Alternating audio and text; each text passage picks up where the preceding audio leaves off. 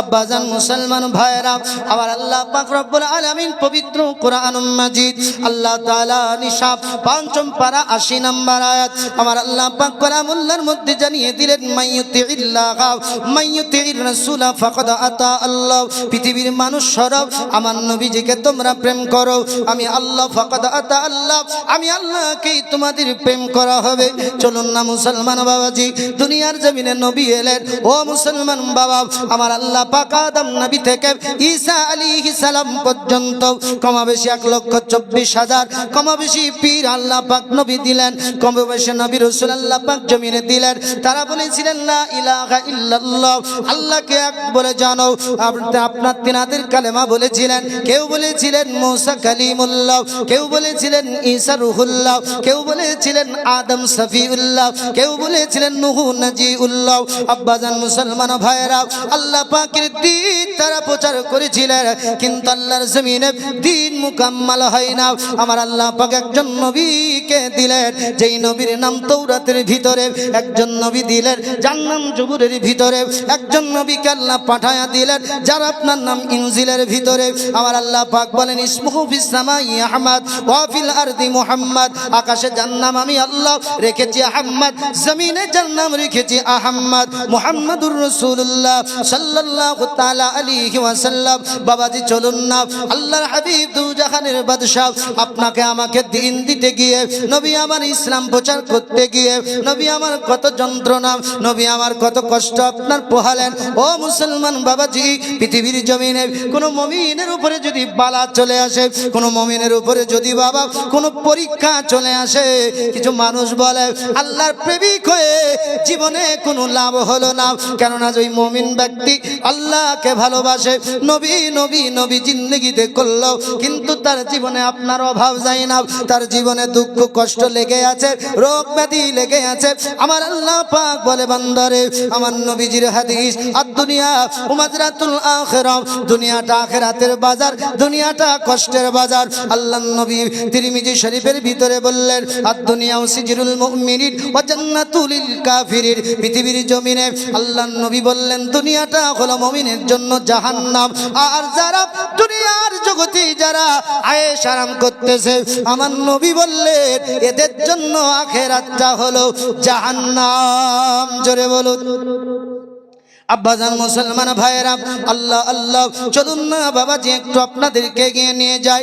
আমার নবীজি 63 বছর জীবন, নবী আমার 23টা বছর কালেমার দাওয়াত দিলেন, লা ইলাহা ইল্লাল্লাহ মুহাম্মাদুর রাসূলুল্লাহ সাল্লাল্লাহু তাআলা আলাইহি ওয়াসাল্লাম। নবী আমার একাত্মবাদের ভাষার ধ্বনি দিলেন। ওগো মুসলমান, কখনো নবীকে এমন করে কষ্ট দেওয়া হলো, কখনো নবী সাজদার হালাতে উটনির পচা ভুঁড়ি চাপিয়ে দেওয়া হলো, কখনো নবী নামাজের হালাতে নবীর গলাটাকে রশি দিয়ে চেপে ধরা হলো, কখনো নবীর সাহাবীকে ডাইরেক্ট হত্যা করে দেওয়া হলো, কখনো নবীর প্রেমিকদেরকে আগুনে জ্বালানো হলো, কখনো নবীর প্রেমিকদেরকে উত্তপ্ত মরুভূমি গরমের উপরে চালানো হলো, আব্বাজান গরম তেলে ছেড়ে দেওয়া হলো, এমন করে গরম আঙ্গার আপনার আগুনের উপরে শুয়ে দেওয়া হলো। নবীদের একজন সাহাবী হযরতে খাব্বাব রাদিয়াল্লাহু তাআলা আনহু, হযরতে উমর রাদিয়াল্লাহু তাআলা আনহুর সম্মুখে বসে থাকা হযরতে খাব্বাব রাদিয়াল্লাহু তাআলা আনহু, তিনার পিঠের আপনার কাপড়টা যেই সরে গেছে, হযরতে উমর বলছেন খাব্বাব তোমাকে একটা কথা জিজ্ঞাসা করব। বলে হুজুর বলুন। বলে খাব্বাব মনে কিছু নেবেন না? বলে না না না। বলে খাব্বাব বলো তোমার গায়ে কি বসন্তের দাগ, তোমার গায়ে কি বসন্ত হয়েছিল? বলে কেন? বলে খাব্বাব তোমার পিঠের মধ্যে গর্ত গর্ত গর্ত খাদ খাদ আমি জায়গা দেখলাম, বসন্তের দাগ দেখতে পেলাম। হযরতে খাব্বাব রাদিয়াল্লাহু তাআলা আনহু, হযরতে উমর রাদিয়াল্লাহু তাআলা আনহু বলছেন খাব্বাব তোমার গায়ে কি বসন্ত হয়েছিল? বলে কেন সাহাবী রাসূল? বলে তোমার পিঠে গর্ত গর্ত আমি উমর দেখতে পেলাম। জোরে বলুন সুবহানাল্লাহ। হযরত হাজরাতে খাব্বাব বলছেন উমর আমার শরীরে কোনোদিন বসন্ত হয় নাই, জোরে বলুন সুবহানাল্লাহ। বলে খাব্বাব কিসের দাগ?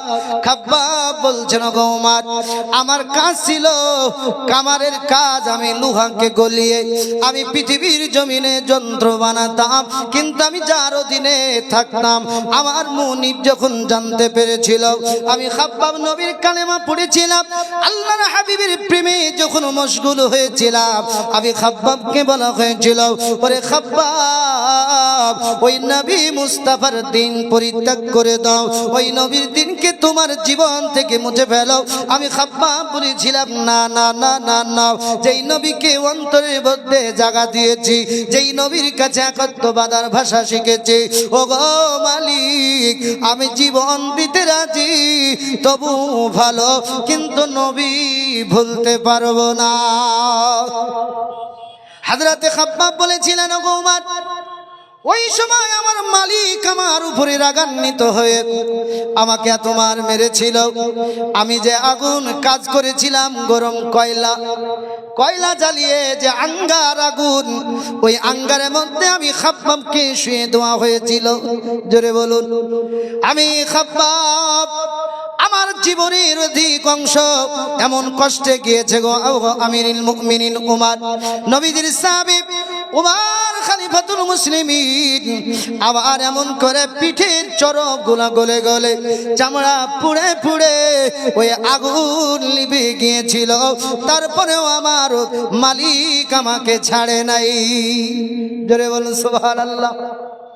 আল্লাহর নবীদের উপরে এমন আপনার কষ্ট প্রয়োগ করা হয়েছিল, এরা দেখলো মুহাম্মদ বিন আব্দুল্লাহকে দমন করা যাবে না, মুহাম্মদ বিন আব্দুল্লাহকে আমরা আঘাত করলাম, তারপরে যখন আঘাত করা গেল না, আল্লাহ আল্লাহ ওই কুরাইশের দুশমনেরা ওই মক্কার কাফিররা চিন্তা করলো নবীর যারা প্রেমিক, নবীর প্রতি কালেমা পড়েছে, তাদেরকে জীবন দশায় হত্যা করে দেব, তাদেরকে জীবন দশায় মেরে দিব। একজন মহিলার ইতিহাস বাপ নিয়ে এসেছে, যার নাম হলো হযরতে উম্মে সুমাইয়া রাদিয়াল্লাহু তাআলা আনহা।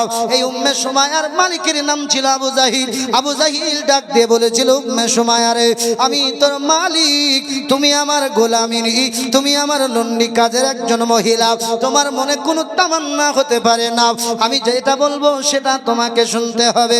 হযরতে উম্মে সুমাইয়া বলেছিলেন মালিক গো কি আপনার তামান্না?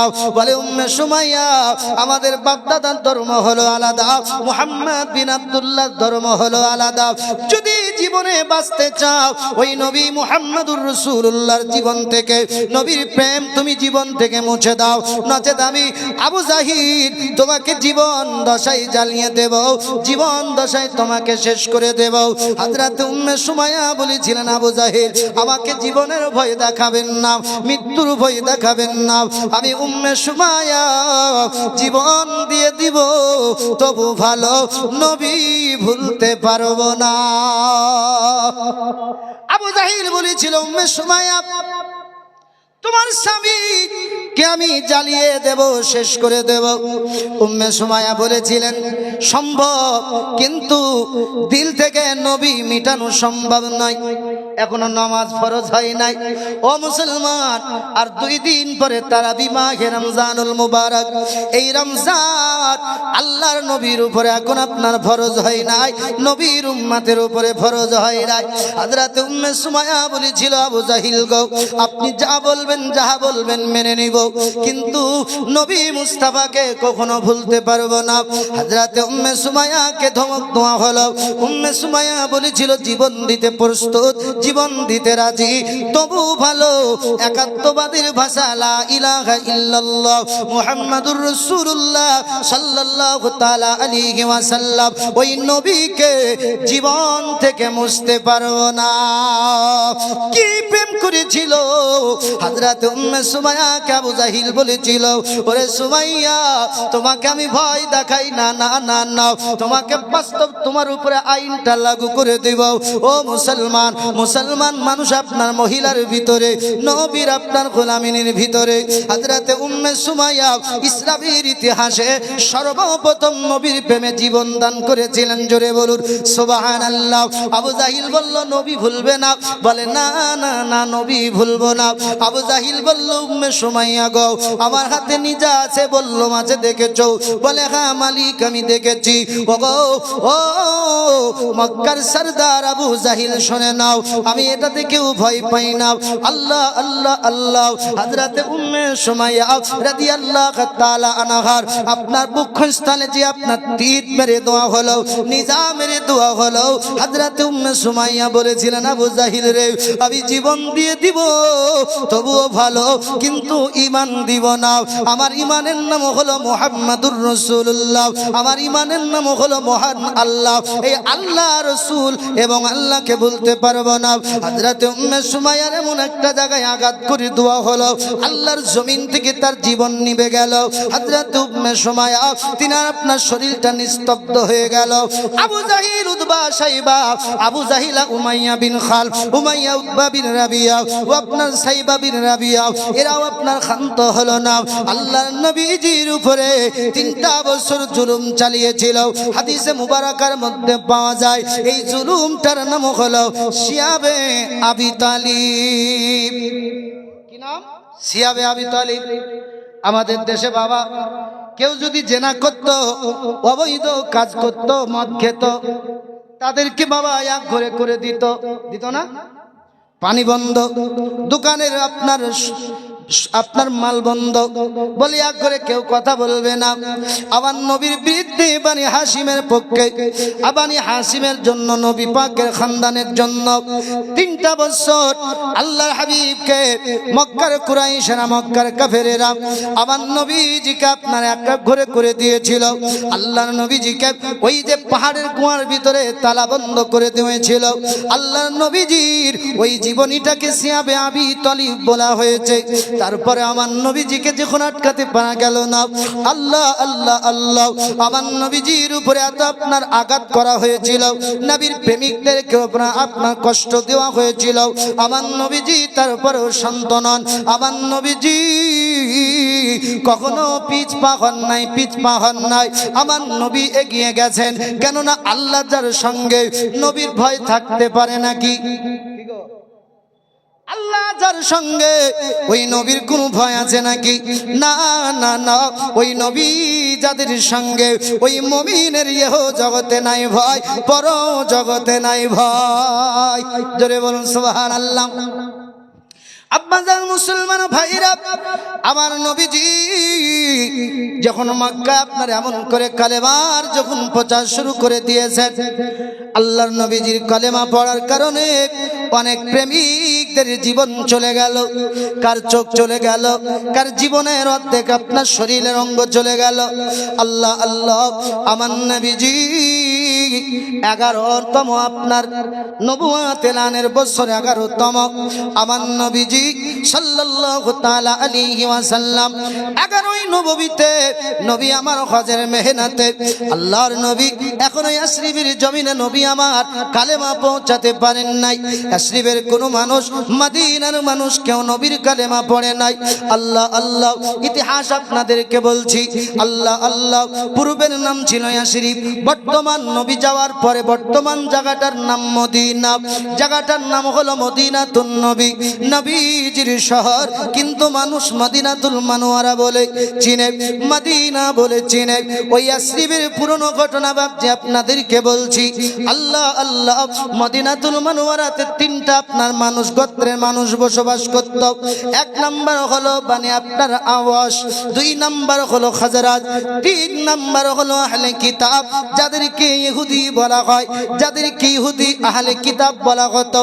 আব্বাজান মুসলমান ভাইরা, হযরত ঈসা মুসার বংশধর, এদেরকে আহলে কিতাব বলা হয়েছে, এদেরকে ইহুদি বাগজি বলা হয়েছে। আল্লাহর নবীজির কলেমা এখনো মদিনাতে পৌঁছায়নি, এখনো ইয়াসরিবের মধ্যে পৌঁছায়নি। এই আওয়াস আর খাজরাজ 2টা গোত্রের মধ্যে বড় সম্পর্ক ছিল, এদের ভিতরে বড় আপনার বন্ধন ছিল। চলতে চলতে চলতে মক্কার প্রলোভনে এদের মধ্যে বড় একটা যুদ্ধ হয়। আল্লাহর নবীজির কলেমা ওই ইয়াসরিবের জমিনে যাওয়ার পূর্বে একটা বড় যুদ্ধ ঘটে যায়। যুদ্ধটার নাম হলো জঙ্গে বুআস।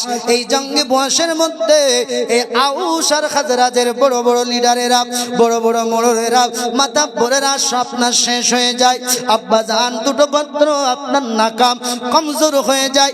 এই যে আহলে কিতাব এদের আপনার এই আওয়াস আর খাজরাজকে ভয় পেত, কেননা এরা মূর্তি পূজা ছিল, আর আহলে কিতাব কোনোদিন মূর্তি পূজা করে নাই। জোরে বলেন। আউস আর খাজরাজ এই দুটো গোত্রের ঝামেলা হয়েছিল মক্কার মানুষের জন্য, কুরাইশের জন্য। মক্কার মূর্তি পূজা যারা ছিল এদের আপনার ইন্ধনে, এদের আপনার কথাতে যুদ্ধটা হয়েছিল। বড় বড় যখন লিডাররা মারা গেল, শেষ হয়ে গেল, দুটো গোত্রের মানুষ যখন আপনার নাকাম হয়ে গেল, কমজোর হয়ে গেল, এই আহলে কিতাবের কাছে তারা পরামর্শ নিত। আহলে কিতাব একটা তথ্য দিয়েছিল, হে আউস, হে খাজরাজ, তোমাদের লিডার থাকার কারণে, তোমাদের শক্তি থাকার কারণে আমাদেরকে অনেকবার ভয়ভীত করেছ, অনেক ভয় দেখিয়েছ, অনেক দাঁড়িয়েছ, কিন্তু শোনো শোনো, একজন নবী আসবে জগতে, নবীর নাম হবে আসমানে আহম্মদ, ওই নবীর নাম জমিনে হবে মুহাম্মদ সাল্লাল্লাহু তাআলা আলাইহি ওয়াসাল্লাম। শোনো, ওই নবীর যেদিন কলেমা পড়ব, ওই নবীকে যেদিন আপন বানাবো, আমরা তোমাদের মূর্তি পূজার উপরে কথা বলবো। কি বললো? যে তোমরা যে আমাদেরকে সাপোর্ট করো না, সেই দিন তোমাদের সঙ্গে কথা হবে। আল্লাহ আল্লাহ ঘটনা ঘটে গেল। আউস আর খাজরাজের আপনার ভিতরে আবার বন্ধন শুরু হলো। পরে এই আহলে ইহুদির কাছে তারা গিয়ে আসমানি কিতাবের কথা শুনতো, তৌরাতের কথা শুনতো, জবুরের কথা শুনতো, ইনজিলের কথা শুনতো। ওই আহলে ইহুদ তত্ত্ব দিয়েছিল একজন নবী জগতে আসবে, যার মায়ের নাম হবে আমেনা, আব্বার নাম হবে আব্দুল্লাহ, দাদার নাম হবে আব্দুল মুত্তালিব। ওই নবী আসবে মক্কাতে, নবীর গোত্র হবে বানি হাশিম। ওই নবী আসবেন কাবার পদদেশে। ওই নবীকে যদি কেউ আপন বানাতে পারে, ইহ জগতে লাভ, পর জগতে লাভ। জোরে বলেন সুবহানাল্লাহ। 11ই নবুয়তের 11তম বছর আল্লাহর নবীজি হজ পাক চলতেছে। হজের সিজনে নবী আমার গুটি গুটি গুটি গুটি কদম মোবারক রেখে নবী আমার গেলেন মিনা পাহাড়ে, যে একটা জায়গা, ঘাটিটার নাম হলো কুবা। হে মুসলমান, বর্তমান জায়গাটার নাম হলো মসজিদে কুবা। মসজিদে কুবা নাই কি গো? মসজিদে উকবা। হে বাবা, ওই জায়গাটার নাম হলো উকবা। আল্লাহর নবীজি ওই উকবা ঘাটিতে বসে গেলেন। নবী আমার বসে আছেন, কিন্তু এই খাজরাজ গোত্রের 6 জন ব্যক্তি আল্লাহর নবীজির কাছে আসলো। নবীজির কাছে আসার পর বলেছিল, মান আনতা, আপনি কে? নবী আমার বলেছিলেন, আনা মুহাম্মাদুর রাসূলুল্লাহ সাল্লাল্লাহু তাআলা আলাইহি ওয়াসাল্লাম। আমার নাম হলো মুহাম্মদ, আমার আব্বার নাম হলো আব্দুল্লাহ, মায়ের নাম হলো আমিনা, দাদার নাম হলো দাদা মুতাল্লিব, আর আমার দাদা হলেন কাবার মুতাল্লিব, আমার গোত্র হলো বানি হাশিম। আল্লাহর নবী বলেছিলেন, মানন্তা, তোমরা কে? তোমাদের বাড়ি কোথায়? কোথা থেকে বা তোমরা এসেছো? তারা বলেছিল, মুহাম্মদ, ও মুহাম্মদ, আমাদের বাড়ি হলো ইয়াসরিব, আমরা হলাম গোত্র আউস, আপনার খাজরাজ। এই খাজরাজ গোত্রের মানুষ আমরা হজ পাকে এসেছি মিনা পাহাড়ে। আল্লাহর নবীজি কিছুই বললেন না। নবীজির জবানে আসমানি কালাম তেলাওয়াত শুরু হলো, আল্লাহর কোরআন তেলাওয়াত শুরু হলো। নবীর যেই কালামুল্লাহ তেলাওয়াত, নবীর তেলাওয়াত শুনে 6 জন ব্যক্তি এক অপরকে দেখতে আরম্ভ করলো, এক অপরের সঙ্গে কথা বলতে আরম্ভ করলো। আহলে কিতাব যেই নবীর কথা বলেছে, আহলে কিতাব যেই রাসূলের কথা বলেছেন, ইনি সেই নবী। নবী যদি না হন, এত সুন্দর মিষ্টি ব্যবহার হবে না। নবী যদি না হন, এত সুন্দর তত্ত্ব কোরআনে দেবেন না। তারা চিন্তা করলো, আমরা মদিনাতে যাব, ইয়াসরিবে যাব, কিন্তু যাওয়ার পূর্বে এই নবীর হাতে কলেমা পড়ে আমরা ঈমান নিয়ে আসবো। জোরে বলুন সুবহানাল্লাহ।